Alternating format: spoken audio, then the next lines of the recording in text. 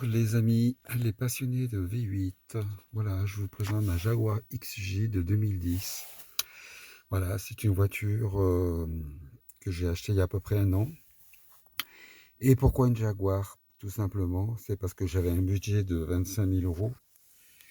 Et aussi, j'ai un enfant à bas âge et il me fallait de la place à l'arrière. Ici à l'arrière, bon, il y a le siège auto, mais c'est une limousine. C'est vraiment une limousine à l'arrière, hein.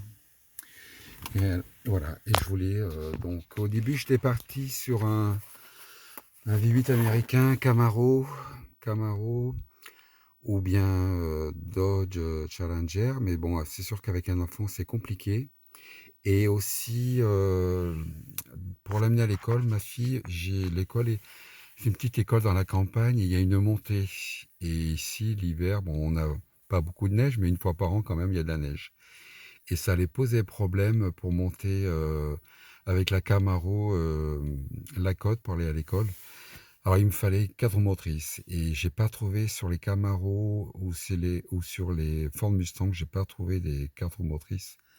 Elles sont très très rares. S'il y en a, elles sont très très rares. Et Jaguar, j'ai fait mes recherches et j'ai donc vu que ces moteurs-là, c'était les moteurs Ford. C'est des moteurs très fiables. En fait, c'est les mêmes moteurs qui sont sur les Ford Mustang, mais euh, comment dire, comment expliquer, c'est pas tout à fait le même 100%, mais c'est le 5 litres, 400 chevaux, exactement, c'est 385 chevaux. Mais à la base, c'est le même principe, c'est le même moteur. Et c'est pour ça que quand on la démarre, elle a complètement le son d'une Ford Mustang. Voilà pourquoi j'ai acheté cette voiture. Et j'en suis très content. Par contre, il y a un gros bémol. Quand vous allez chez Jaguar, vous demandez par exemple, j'ai voulu faire la vidange de boîte, ils m'ont dit, vous êtes en panne? Ils m'ont dit, et j'ai dit non. Et ben ils m'ont dit, ben, Jaguar préconise pas avant 300 000 km. Et vous savez, comme moi, une boîte automatique de vitesse, c'est maxi 100 000 km. Donc voilà, le souci c'est ça, c'est que si vous achetez une Jaguar, il faut qu'il y ait eu un préventif fait dessus, rigoureux, mais voilà, il faut pas que ce soit des vidanges faits, préconisés par Jaguar, parce que là, par contre, vous allez tomber avec une voiture qu'avec des problèmes. Voilà, donc moi dessus, la première chose que j'ai fait, ben, j'ai fait la vidange de la boîte de vitesse. Et autre chose, ben, les bougies, la voiture elle a 14 ans, elle est de 2010. Ben, les bougies, ben, pareil, je les ai changées, hein. Les 8 bougies, les 8 bobines. En fait, vous devez anticiper. Voilà, vous devez faire ce qu'on appelle du préventif.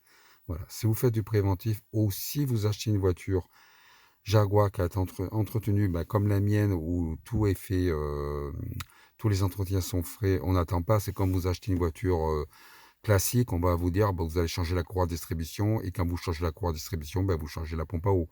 Eh ben, moi, pareil, j'ai changé la pompe à eau, j'ai changé la courroie d'accessoires, j'ai changé tous les vax d'expansion, parce que j'ai connu un Jaguariste qui avait le même modèle que celle-ci. Et en sortant de Chamonix, il a pris une grande côte, le moteur n'était pas trop chaud. Et en fait, c'est une pièce, c'est un corps qui est relié, si vous voulez, à la pompe à eau au moteur, qui s'est fissuré, tout s'est vidé. Et il s'est pas rendu compte, il a pété le moteur pété avec pour le changer, c'est 25 000 euros. Voilà, il a cassé le moteur. Et voilà, pour éviter d'avoir des surprises comme ça, je vous conseille de faire du préventif. Bon, c'est vrai, le corps, la pièce qui a cassé, la corps en plastique qui relie la pompe à eau au moteur, c'est une pièce qui vaut, je crois, qui vaut 100 euros. Alors, franchement, pour 100 euros, faut pas hésiter à le changer.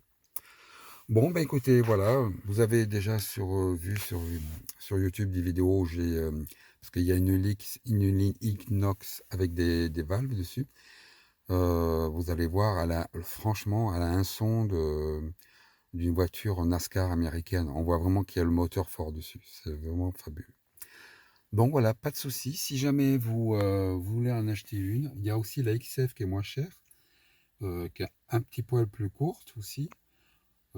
Pareil, vous en trouvez entre 15 et 20 000 euros, hein. Alors, pour un V8, franchement, ça vaut le coup. C'est le même moteur que celle-ci, hein, c'est les moteurs de Ford. Donc, franchement, vous pouvez y aller les yeux fermés, à condition que le préventif soit fait.